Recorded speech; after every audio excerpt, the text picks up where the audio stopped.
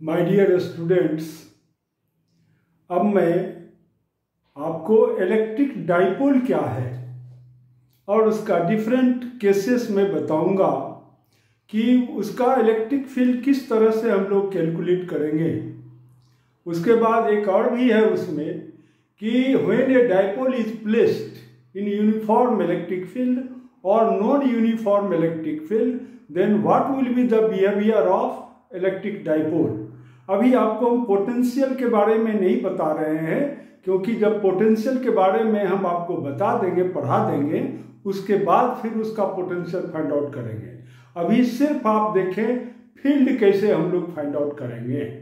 तो सबसे पहले देखें व्हाट इज इलेक्ट्रिक डाइपोल। देखें, this is your electric dipole. Electric dipole, electric dipole क्या है?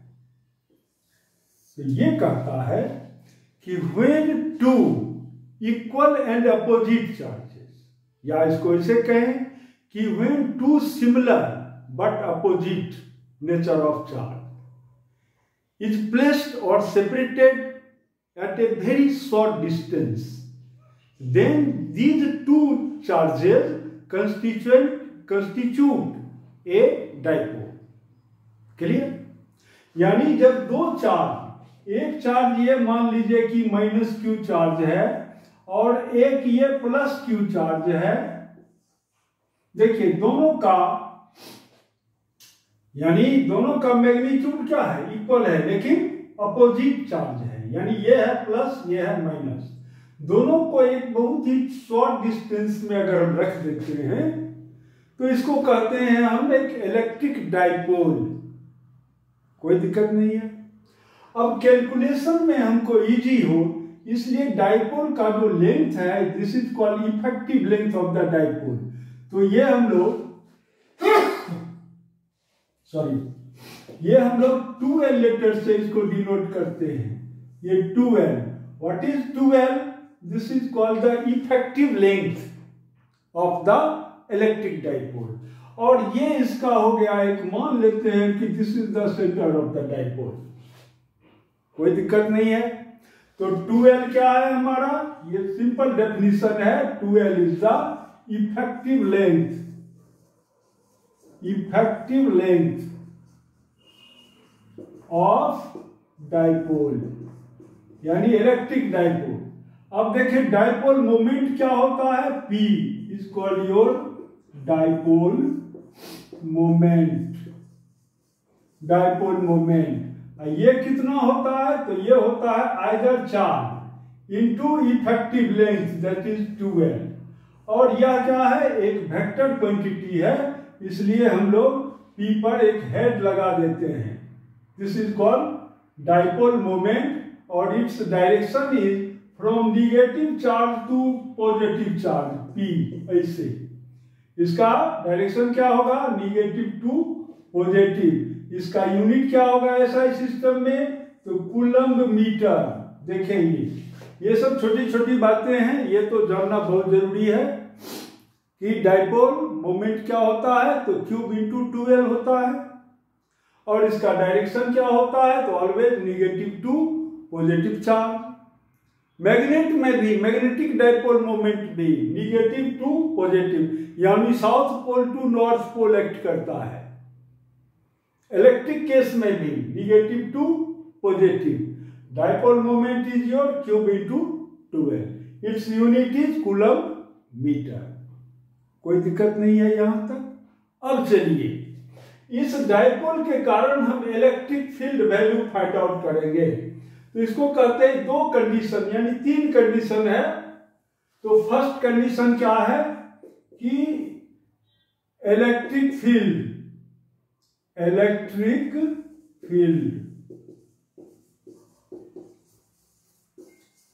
The axial point, at the axial point of the dipole,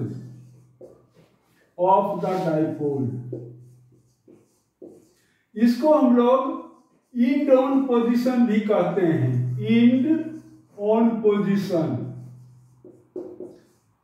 end on position. देखिए ये कहता है कि कोई एक, ये मान लीजिए कि एक डाइपोल है, ये हमारा है माइनस क्यू चार्ज ए पॉइंट पर, और बी पॉइंट पर है हमारा प्लस क्यू चार्ज है। इसका ये सेंटर है, इसका ये भी लेंथ है एल यहां से यहां तक, और ये भी लेंथ है एल, यानी ओ ए लेंथ भी एल है, ओ बी लेंथ भी एल है।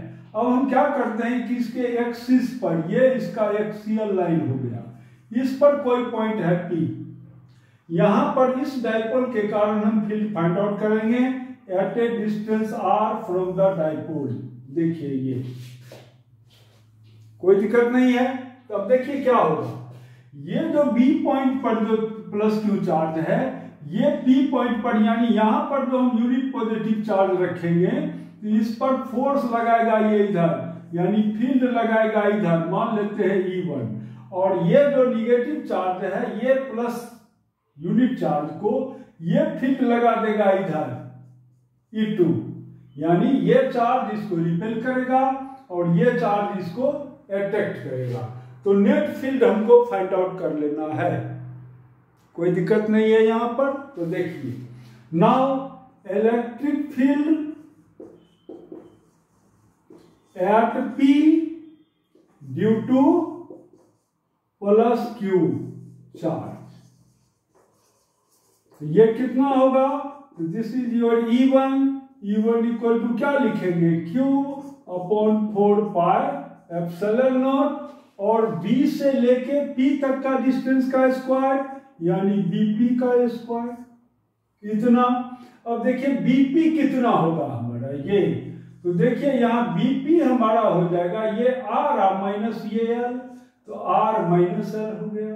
सिमिलरली AP कितना होगा, तो AP हमारा हो जाएगा R प्लस L। तो यहां पर आप कर दीजिए Q upon 4 pi epsilon naught R minus L का होल स्क्वायर। तो ये हमारा हो गया electric field due to charge plus Q at the point P। कोई दिक्कत नहीं है यहां तक। अब चले माइनस Q चार्ज के कारण फील्ड कितना होगा यहां पर, ये निकालें। तो electric field due to minus Q charge यहां पर लिखेंगे हम, माइनस Q। तो अब क्या होगा यहां पर, तो ये सब तो उतना ही होगा, सिर्फ यहां पर हम कर देंगे AP का स्क्वायर। तो दिस इज योर AP का स्क्वायर। देखेंगे अब क्या होगा।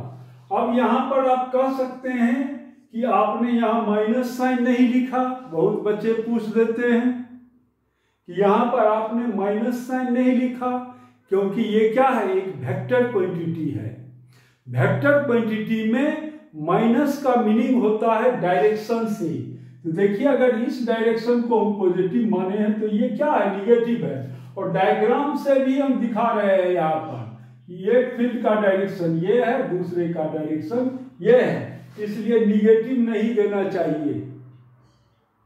अगर आप निगेटिव देते हैं तब आपको यूनिट वेक्टर से रिप्रेजेंट करना था, वो भी हम कर सकते हैं, कुछ नहीं है उसमें भी, लेकिन आप ऐसे ही याद रखिए this equal to Q upon 4 pi epsilon naught, और देखिए ये क्या होगा, R प्लस L का होल स्क्वायर।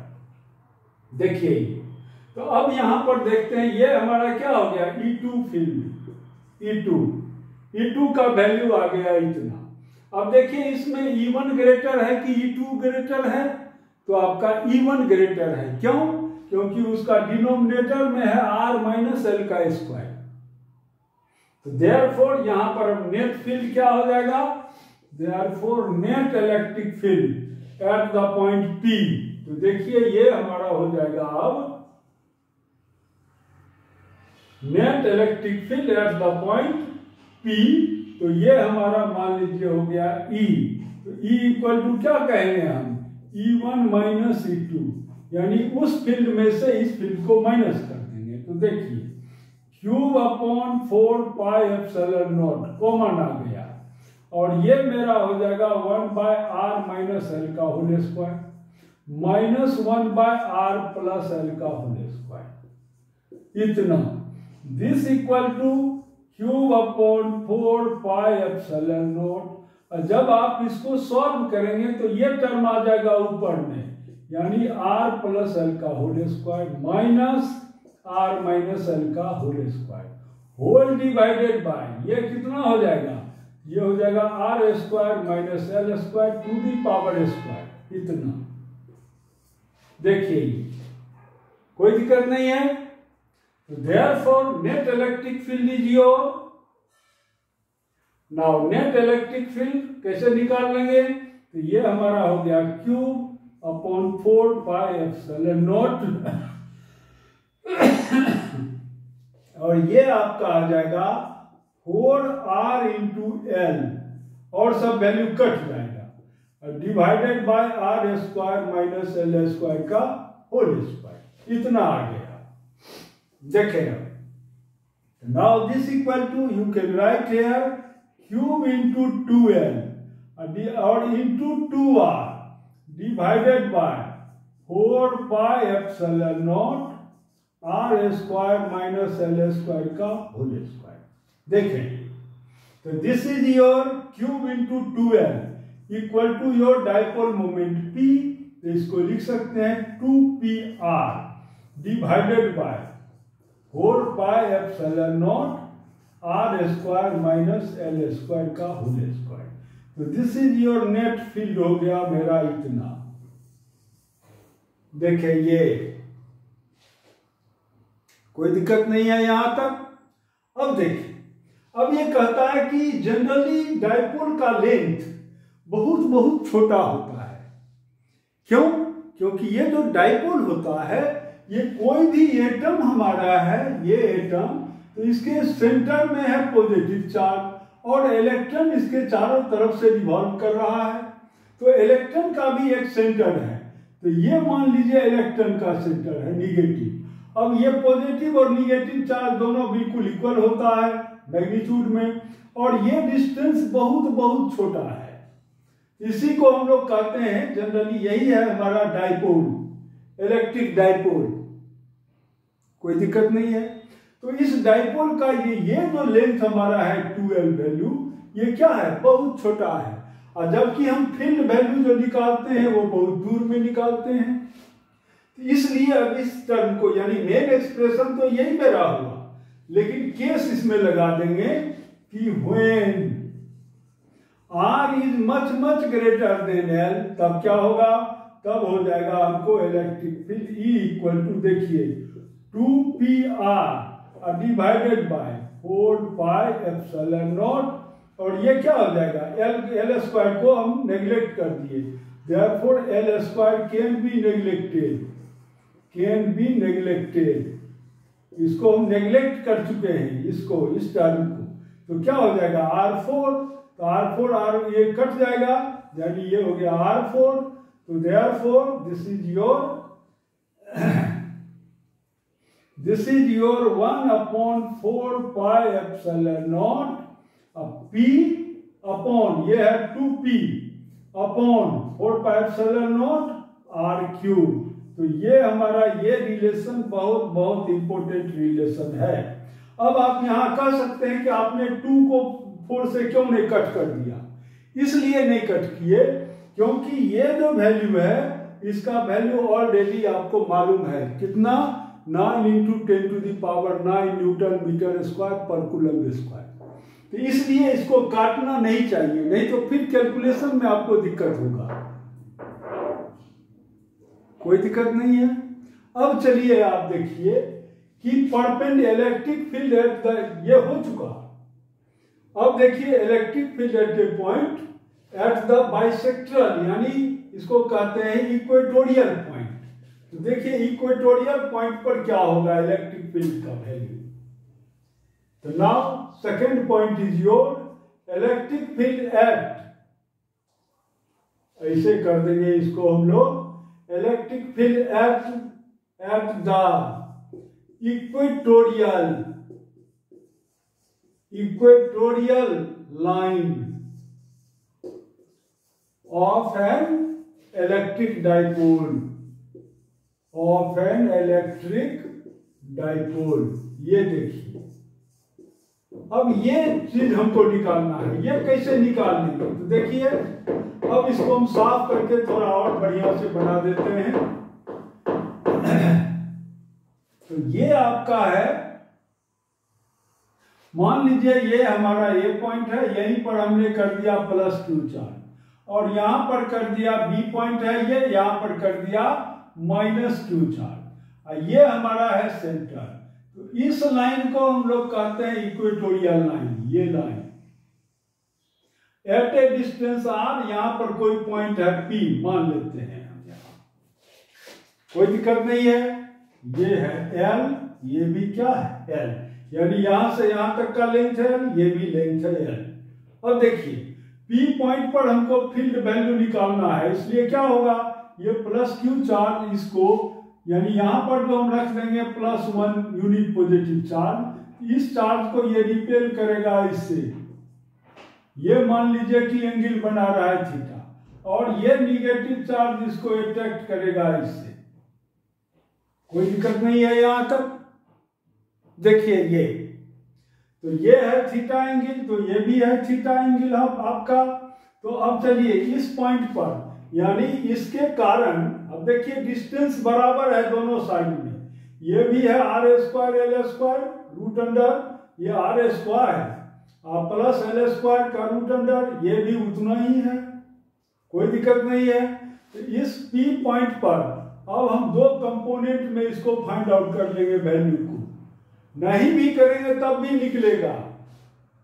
देखिए वैसे कर लें तो आसान है ये। तो देखिए ये हमारा है x और ये हमारा हो गया y, और ये पॉइंट है P। तो देखिए ये एंगल है थीटा, तो ये एंगल क्या होगा थीटा। तो ये हमारा है इलेक्ट्रिक फील्ड E, क्योंकि मैग्नीट्यूड में तो इलेक्ट्रिक फील्ड दोनों इक्वल ही होगा। ये E है, ये भी E है, दोनों का मैग्नीट्यूड इक्वल है, डायरेक्शन अलग अलग है, कोई दिक्कत नहीं है। तो इस E का एक कंपोनेंट ये क्या हो गया E cos थीटा। देखिए यहां पर दिस इज योर, ये हमारा हो गया E cos थीटा, और ये क्या हो जाएगा E sin थीटा। सिमिलरली ये एंगल है थीटा इसी का, तो एक ये हमारा हो जाएगा क्या E cos थीटा, और ये हमारा हो जाएगा E sin थीटा। यहां हम लिखेंगे कि these two fields have equal magnitude।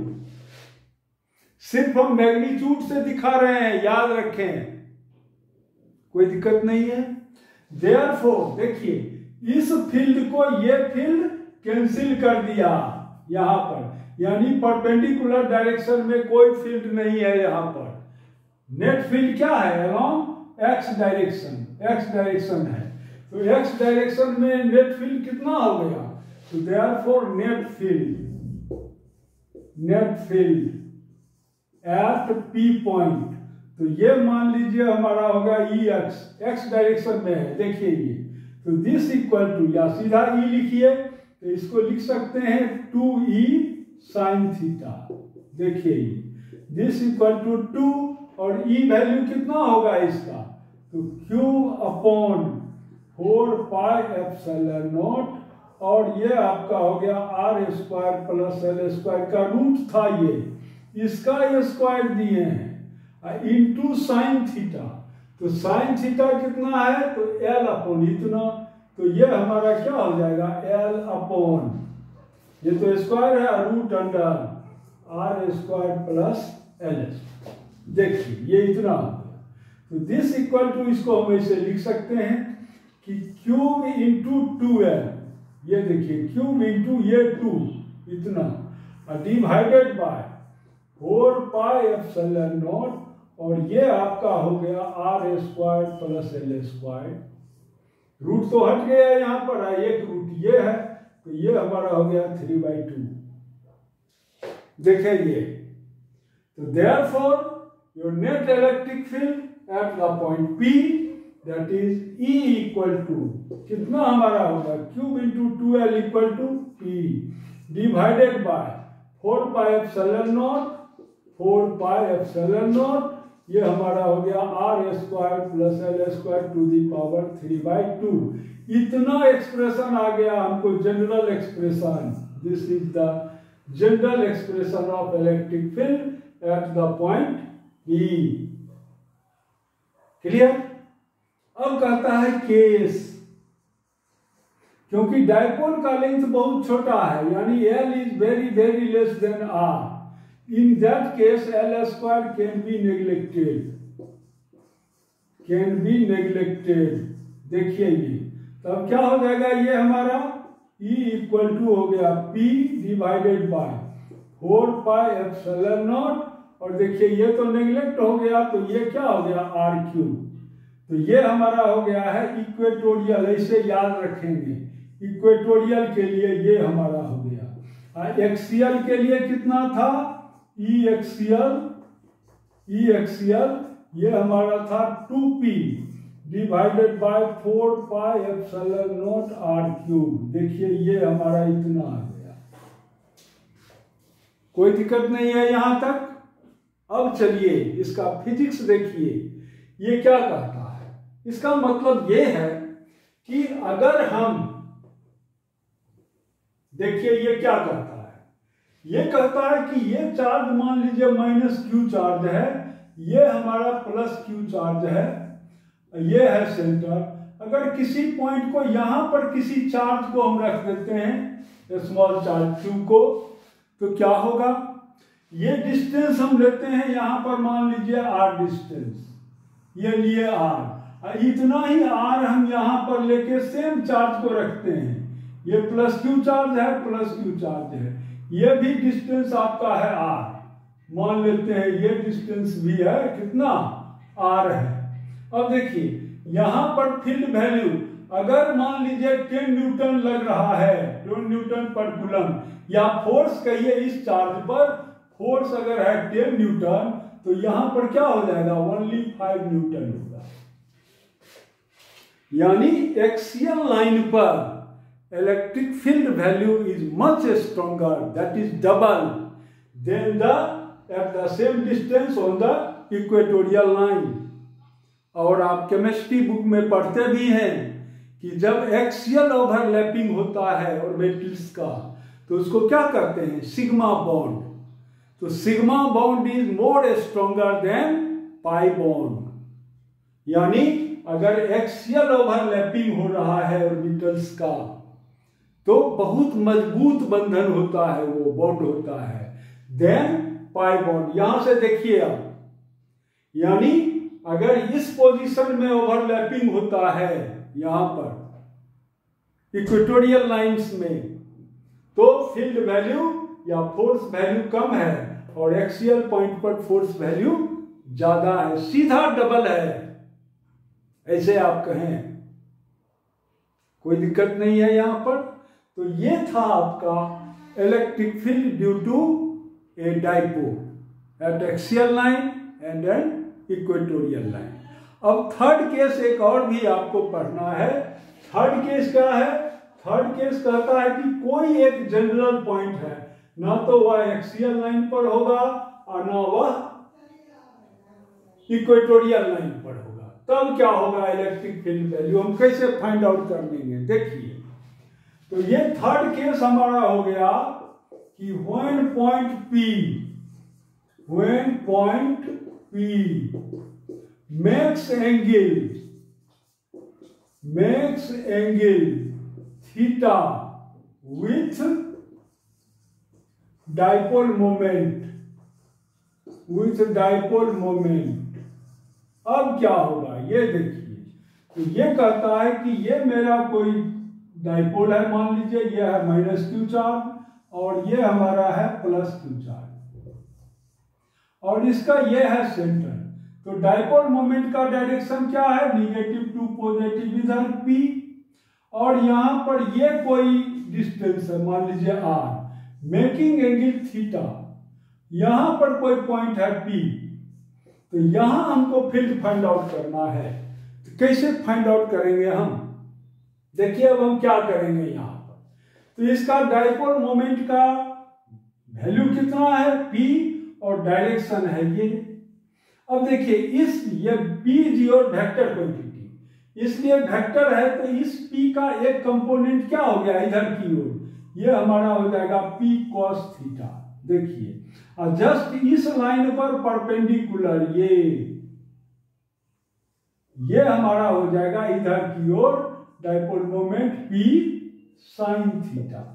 देखिए यानी सेम एक ही डाइपोल को हम दो पार्ट में काट दिए, यानी दो पार्ट में तोड़ दिए। ये हमारा हो गया माइनस, ये माइनस चार्ज और ये हो गया हमारा प्लस चार्ज। फिर इसमें भी देखिए ये हमारा हो गया माइनस चार्ज और ये हो गया प्लस चार्ज। तो इस माइनस और प्लस का जो मैग्नीट्यूड है वो हो गया P cos थीटा। ये माइनस और ये प्लस का जो मैग्नीट्यूड है वो क्या हो गया P sin थीटा इधर की ओर। तब चलिए अब देखिए ये जो एक डाइपोल हमने बना दिया, काल्पनिक dipole that is imaginary dipole है ये। जस्ट इसी डाइपोल का कंपोनेंट हमने फाइंड आउट कर लिया इधर, और फिर इसी डाइपोल का कंपोनेंट हम इधर फाइंड आउट कर लिया। इसको हम क्या कहेंगे, दिस इज द काल्पनिक यानी इमेजिनरी डाइपोल। तो अब इस इमेजिनरी डाइपोल के जस्ट एक्सियल लाइन पर ये है पॉइंट P, कोई दिक्कत नहीं है। तो देयरफॉर यहां पर इलेक्ट्रिक फील्ड क्या होगा, ये इधर की ओर हो गया, तो इसको हम कहेंगे E पैरेलल मान लीजिए। तो देखिए E पैरेलल कितना होगा इलेक्ट्रिक फील्ड, तो ये हम जानते हैं कि होगा 2P और ये cos theta divided by 4 pi epsilon naught और ये आपका हो गया R क्यूब, क्योंकि एक्सियल लाइन पर आप जानते हैं होता है क्या 2P 4 pi epsilon naught R cube, लेकिन यहाँ तो cos थीटा भी है इसलिए हम cos थीटा भी यहाँ रखेंगे।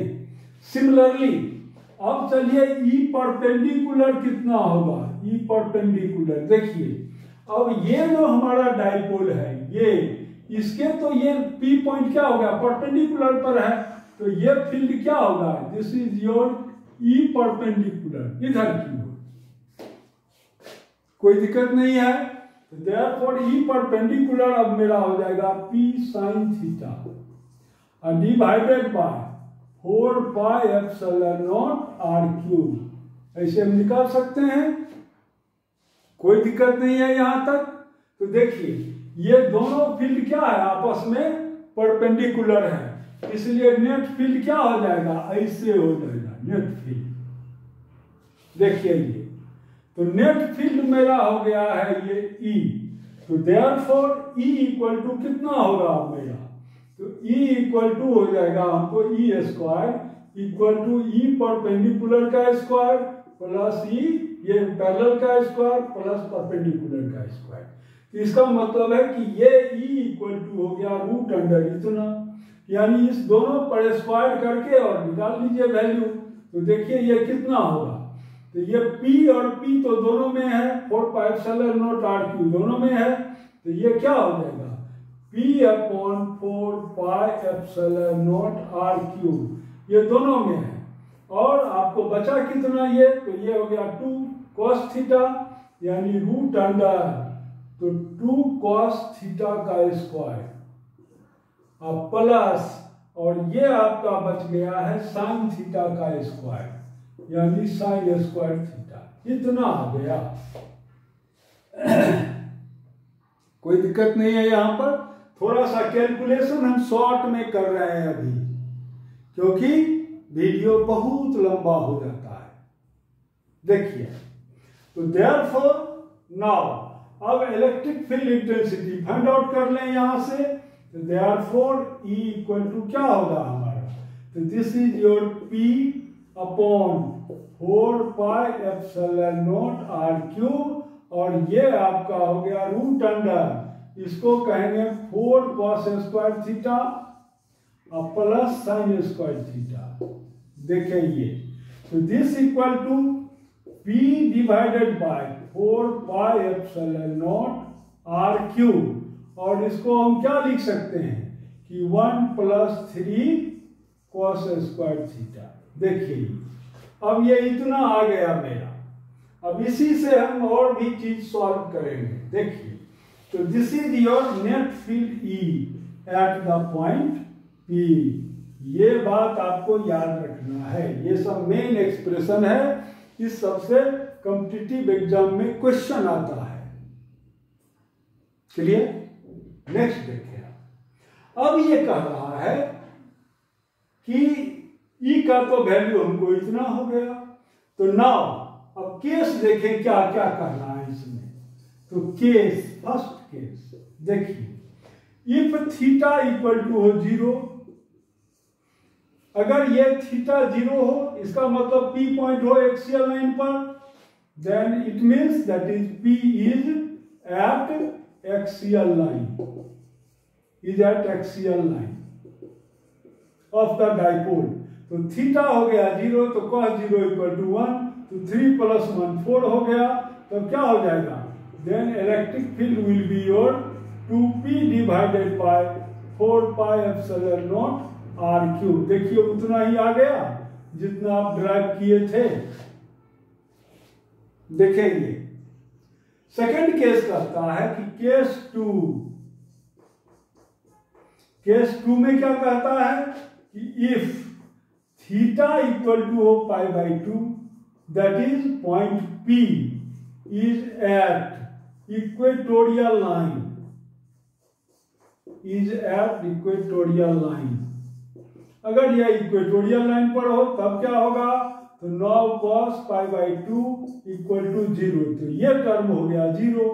तो देयरफॉर नाउ इलेक्ट्रिक फील्ड क्या हो जाएगा मेरा, तो P/4 पाई एप्सिलॉन नॉट r3 इतना हो गया। देखिए तो ये हमारा था एक्सियल लाइन का। एक्सियल ये क्या है, इक्वेटोरियल लाइन। कोई दिक्कत नहीं है यहां तक। अब नेक्स्ट चले आप, किसी इलेक्ट्रिक डाइपोल को अगर हम यूनिफॉर्म इलेक्ट्रिक फील्ड में रख देते हैं तब क्या होगा, उसका बिहेवियर देखिए।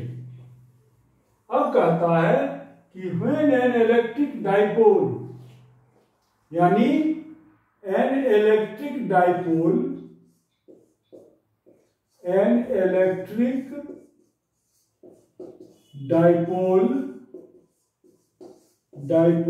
थोड़ा मैं पेन चेंज कर लेता हूं मार्कर को।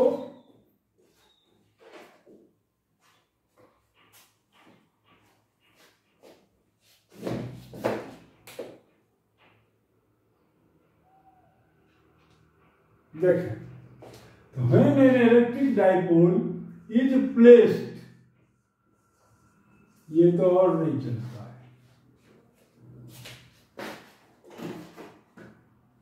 देखें ये देखते हैं,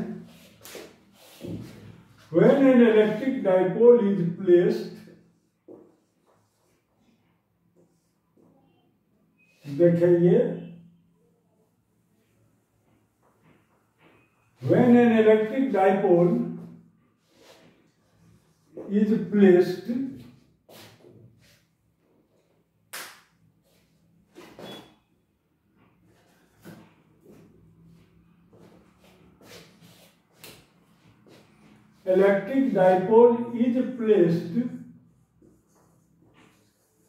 in uniform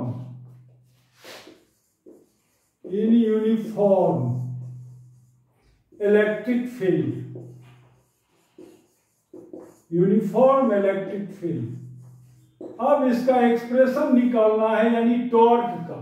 देखिए ये क्या कहता है, ये कहता है कि कोई मान लीजिए यहां पर एक इलेक्ट्रिक फील्ड है, इसे लग रहा है इलेक्ट्रिक फील्ड ही है। कहने का मतलब यहां पर कोई एक चार्ज शीट है जिसके कारण electric field, uniform electric field है। तो आप जानते हैं यूनिफॉर्म इलेक्ट्रिक फील्ड हम कैसे प्रोड्यूस करेंगे।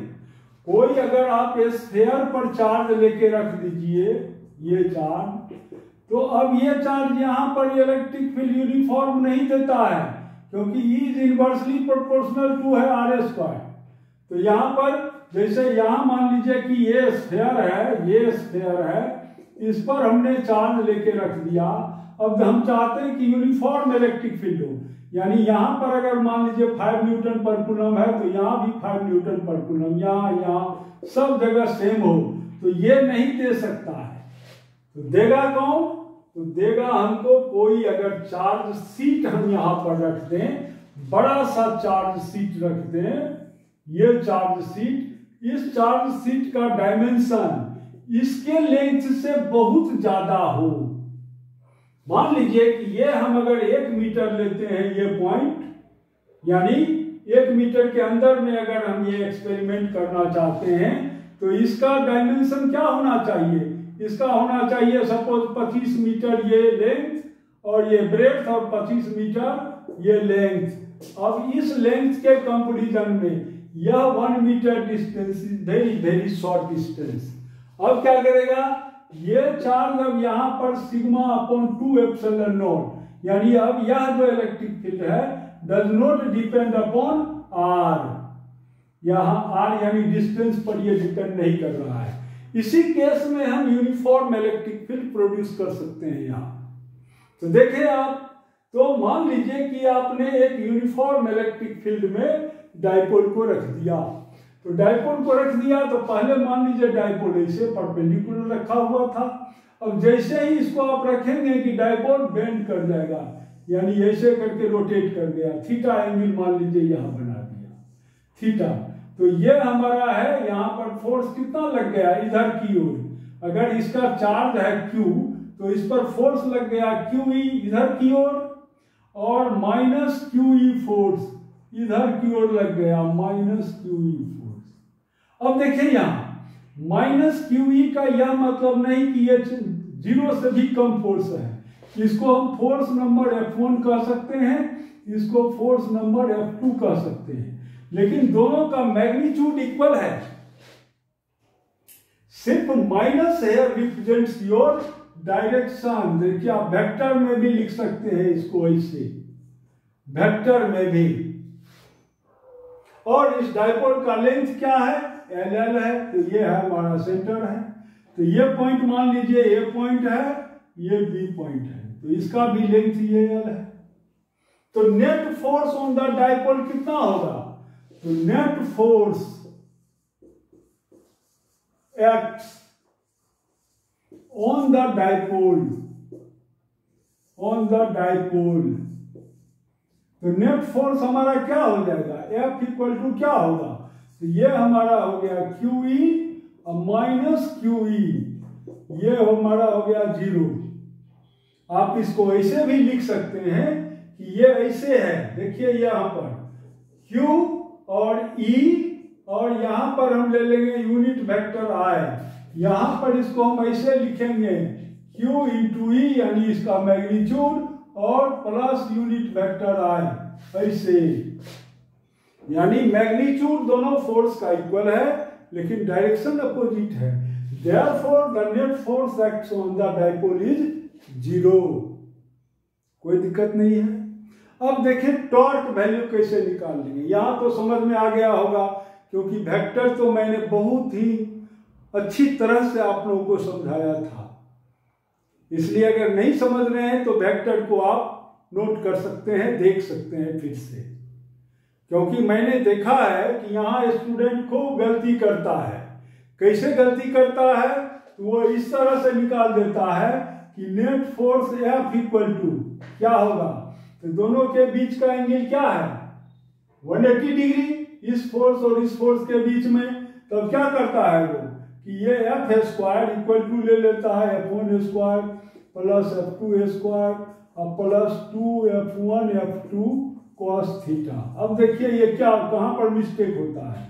तो ये हमारा हो गया QE का स्क्वायर, फिर यहां पर ले लेता है स्टूडेंट माइनस QE का स्क्वायर, और फिर प्लस 2, और ये हो गया QE इंटू फिर ले लेता है माइनस QE, और cos का वैल्यू दे देता है cos पाई।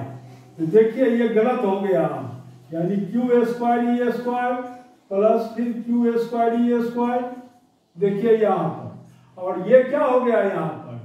Minus 2Q square E square और cos pi equal to minus, ये तो माइनस तो है ही, और ये फिर आ गया ये प्लस। अब देखिए ये जीरो हुआ ही नहीं, नॉट जीरो। देखिए इस तरह से नहीं आंसर निकालना है, याद रहे, नहीं तो पूरा का पूरा रॉन्ग हो जाएगा। क्योंकि ये वेक्टर क्वांटिटी है, इसका डायरेक्शन बस एक ही जगह लेना है, ये वैल्यू, और कहीं कुछ नहीं लेना है। तो अगर हम ये नहीं लेते हैं तो क्या होगा, तब यहां पर सिर्फ हम यही लेते और इसको भी हम प्लस ही लेते, तब ये आ जाता माइनस। अब देखिए अब हो जाएगा जीरो, कोई दिक्कत नहीं है यहां तक। इसलिए इस सब चीज पर, ये छोटी छोटी चीजें हैं, इस पर कम मैंने काफी केयरफुलनेस चाहिए, ठीक है। अब देखें यहां, तो net force experienced by the dipole क्या हो गया, जीरो हो गया।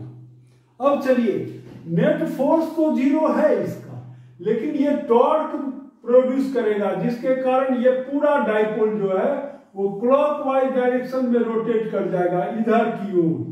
तो निकालिए अब टॉर्क वैल्यू कितना होगा। तो नाउ टॉर्क एक्सपीरियंस्ड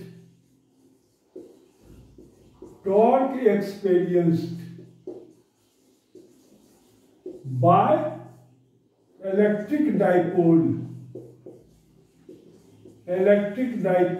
अब देखें ये कितना होगा हमारा, तो ये है टॉर्क इक्वल टू, बस हम सिंपल एक्सप्रेशन आपको बता रहे हैं अभी। तो हम क्या करेंगे, तो ये होता है आइदर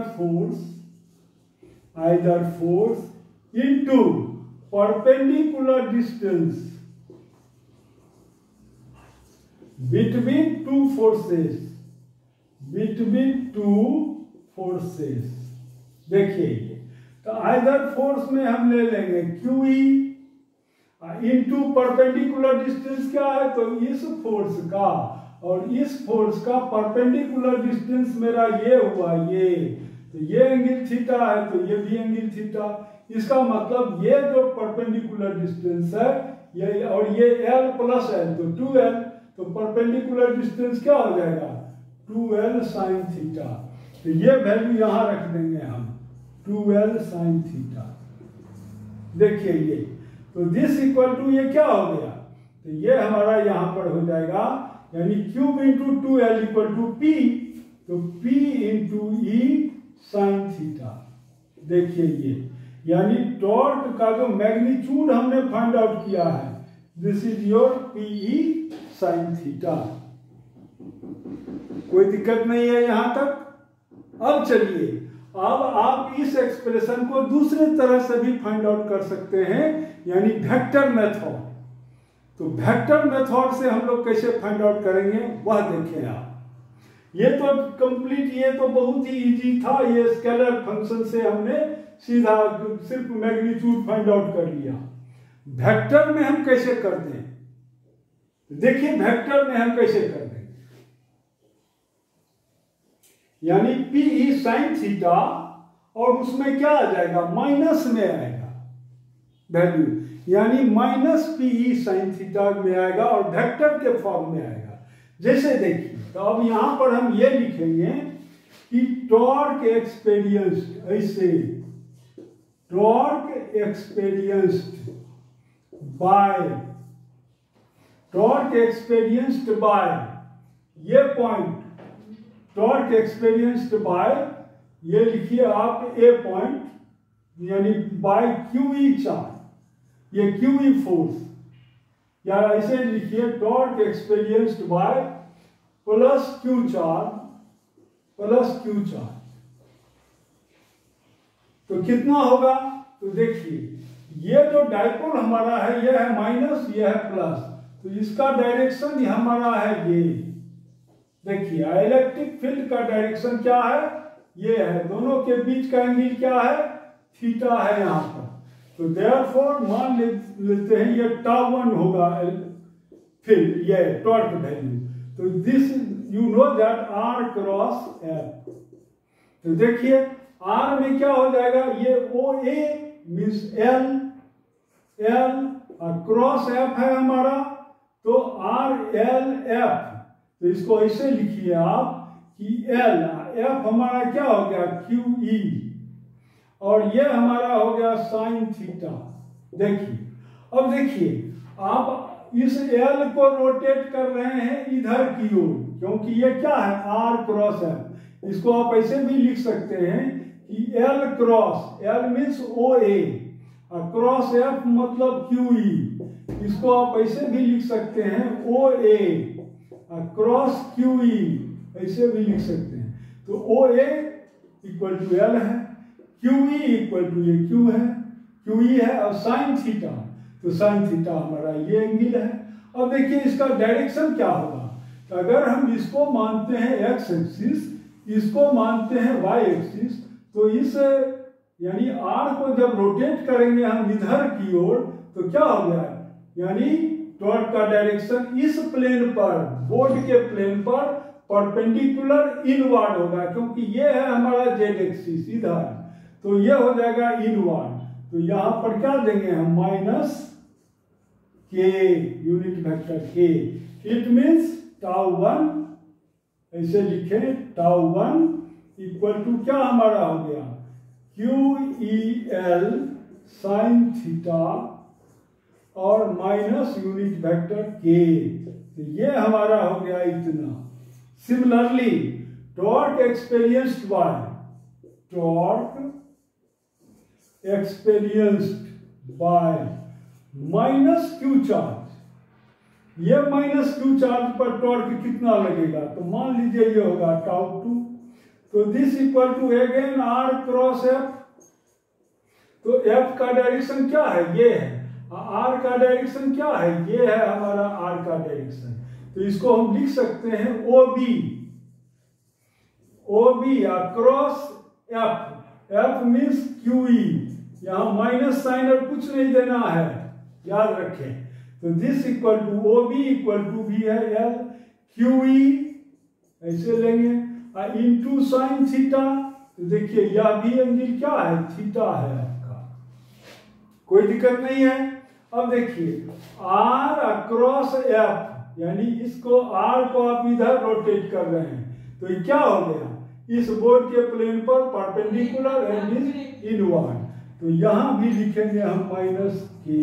अब देखिए दोनों टॉर्क का डायरेक्शन क्या हो गया, एक ही हो गया, सेम डायरेक्शन, तो therefore your net torque value will be here, therefore net torque experienced by, यहां पर लिखेंगे डाइपोल, डाइपोल, तो ये क्या हो जाएगा नेट टॉर्क इक्वल टू हमारा हो गया ये tau one plus tau two, देखिए ये दिस इक्वल टू ये आपका हो जाएगा, जस्ट दोनों को ऐड कर देंगे हम, तो ये हो जाएगा 2LQE साइन थीटा और unit vector k minus k, this equal to Q into 2L, तो PE ये हो गया साइन थीटा और यूनिट वेक्टर के माइनस में, तो इतना हमारा हो गया ये torque value. Therefore torque equal to हमारा, इसको ऐसे भी लिख सकते हैं कि माइनस PE साइन थीटा और यूनिट वेक्टर के, मैग्नीट्यूड में इसको हम लिख देंगे ऐसे कि इसका मैग्नीट्यूड कितना होगा, तो this is your PE sine theta हो गया मैग्नीट्यूड। अब देखें when थीटा इक्वल टू 0 तो torque equal to 0, when theta equal to 90 degree torque will be maximum, that is PE। तो ये था हमारा, यानी यहां पर केस हम दे देंगे, केस में क्या, first case when theta equal to है 0, तो थीटा जब 0 हो गया तो टॉर्क क्या हो गया 0, when थीटा इक्वल टू है π/2 तो टॉर्क क्या होगा हमारा, ये 90 डिग्री कर दिए हैं, तो टॉर्क इक्वल टू हो गया PE। देखिए इसका ग्राफ क्या होगा, तो ग्राफ अगर बनाते हैं, सिर्फ मैग्नीट्यूड का ग्राफ बनाते हैं, तब ग्राफ ऐसे होगा इसका, ये मेरा है टॉर्क और ये है थीटा, तो ये ऐसे आएगा ग्राफ, इससे साइन कर्व।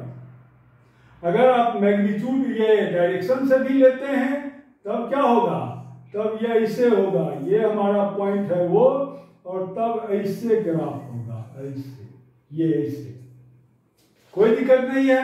तो यहां पर हमने डायरेक्शन भी कंसीडर किया है, यहां पर सिर्फ मैग्नीट्यूड कंसीडर किया है, मैग्नीट्यूड।